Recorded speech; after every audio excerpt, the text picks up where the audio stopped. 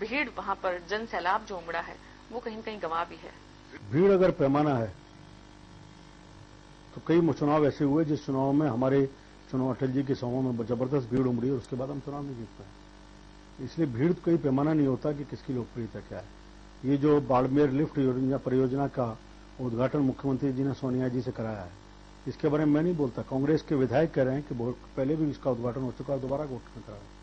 Bharatiya Janata party के सरकार के समय एक परिणाम तक पहुंच चुका था लिफ्ट परियोजना, और अब श्रेय लेने के लिए केवल इस सरकार ने जो 3.5 साल में किया, एक काम फिर कर दिया कि उन पुराने कामों को जब पूर्णता हुई तो उसको उद्घाटन करना और फीते काटने का काम एक बार फिर सोनिया जी से इस काम को करा दिया। लेकिन मुख्यमंत्री कह रहे हैं कि बाढ़ कहीं नहीं थी।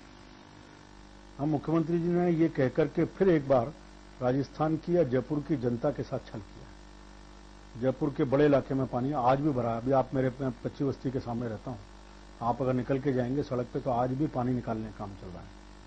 तो फिर इसलिए है, अगर बाढ़ नहीं है तो फिर सेना क्यों बुलाई उन्होंने? बाढ़ नहीं था तो सोनिया जी को लाकर के क्या दिखाने लाए थे वो? और जिन इलाकों में ले गए उन्होंने कहा वहां का वास्तविक दृश्य उनको क्यों नहीं दिखाया?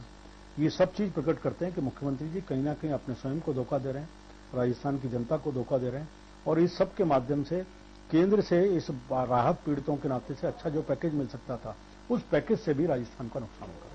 आपको नहीं लगता अरुण जी की पार्टी प्रदेश में जिस मुकाम पे रही है, आज कार्यालय में जिस तरह से लोगों का अभाव दिखता है, आपके सदस्यता अभियान में भी जिस तरह से लोगों की बेरुखी दिखी है, कहीं न कहीं पार्टी जो आपके ही पार्टी के लोग आरोप लगाते हैं कि आईसीयू की स्थिति में है? मुझे लगता नहीं, मेरे को किसी ने नहीं कहा आज तक। मैं प्रांत में घूमता हूं, प्रांत में जब जाता हूं तो मुझे कार्यकर्ताओं की टोली दिखती है, सक्रियता दिखती है, चेहरे पर उनके जोश दिखता है, सक्रियता। कल मैं अजमेर में था, अजमेर में केसरगंज चौराहे के पास बाजार में सार्वजनिक कार्यक्रम करके, शायद आपके चैनल के अगर प्रतिनिधि वहां होंगे तो उन्होंने भी दिखाया होगा, लगभग 500 लोग एक वार्ड में आकर के 250 लोगों ने सदस्यता ली। एक रिमार्केबल चीज है।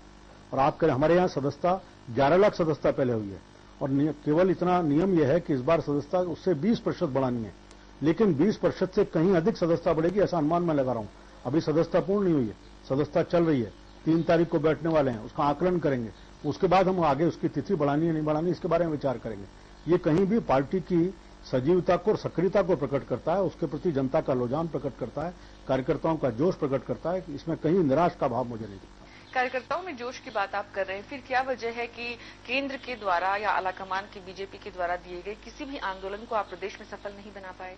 पिछले दिनों एक आंदोलन हुआ था, आपने भी देखा होगा, आपके चैनल्स ने भी दिखाया और अच्छी तरह दिखाया। मैं आपको आभार व्यक्त करूंगा। 1,08,000 कार्यकर्ताओं ने गिरफ्तारी दी बिजली के आंदोलन से पहले 22 जून को। ये केंद्र के कार्यक्रम की भी सफलता है, प्रदेश का कार्यक्रम भी सफल हो रहा है, जिले में जो कार्यक्रम हो रहे हैं वो भी अच्छी संख्या में कर रहे हैं। अब युवा मोर्चे ने 2 कार्यक्रम किए हैं, कल धरने का और 2 दिन पहले प्रदर्शन के कार्यक्रम। सारे प्रांतों में कार्यक्रम हुए और अच्छी संख्या में युवा आकर के उन कार्यक्रमों में शरीक हुए। उसके बाद मुझे लगता है कि नजरिया बरतने की जरूरत है। भारतीय जनता पार्टी का कार्यकर्ता पूरे जोश के साथ इस निकम्मी सरकार को कटघरे में खड़ा करने में लग रहा है। निकम्मी सरकार को कटघरे में खड़ा कर रहे हैं प्रदेश अध्यक्ष अरुण चतुर्वेदी। बातचीत का सिलसिला आगे बढ़ाएंगे, लेकिन एक छोटे से ब्रेक के बाद।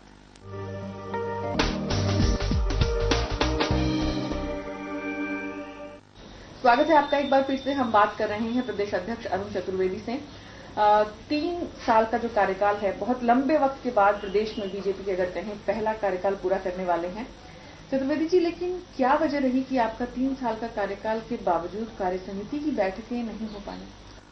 ये बात सही है कि कार्य समिति की बैठक काफी समय से हमारी हुई। संगठनात्मक कुछ कारण रहे जिनके कारण हम उस तारीख निर्णय नहीं कर पा रहे हैं।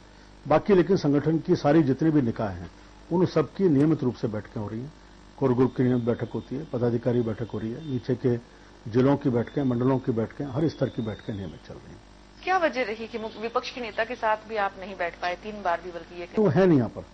उससे पहले जब थी हमारा बैठना हुआ है लगातार, हर बैठकों में हो रही है, 7 बैठ के हमने चर्चा की है।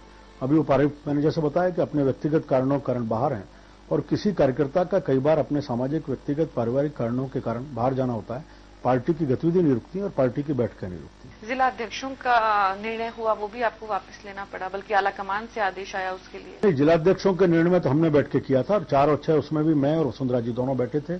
हमने बैठ करके निर्णय किया था कि इन जिलों के बारे में पुनर्विचार किया जाए। और इसी प्रकार जब बाद में हमने घोषणा की, उसमें भी जब मैं और वसुंधरा जी साथ बैठे और बैठने के बाद ही निर्णय किए, कभी एकमुखी निर्णय नहीं थे। और कई बार ऐसा होता है कि जब संगठन के नाते हम निर्णय करते हैं और निर्णय में कहीं किसी बात की कोई आपत्ति आती है और हमें लगता है ठीक करने की जरूरत है तो उसको सुधारने के लिए हमेशा ओपन रहते हैं। प्रदेश अध्यक्ष और विपक्ष की नेता के तौर पे दोनों के आपके जो संबंधों को लेकर लगातार संवादहीनता की स्थिति है, वो क्यों बनी? कभी मेरी संवादहीनता नहीं।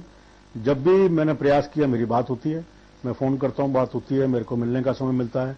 संवादहीनता की स्थिति पिछले 3 साल में मुझे अनुभव नहीं हुआ कभी कि हमारी बनी। आपको जिम्मेदारी संघ की तरफ से दी गई, विचारधारा के लिए संघ जाना जाता है। आपको नहीं लगता कि 3 सालों में जो दूरियां थी वो कम होनी चाहिए थी? पहली बात तो मैं क्लियर कर दूं कि मेरे को प्रदेश अध्यक्ष का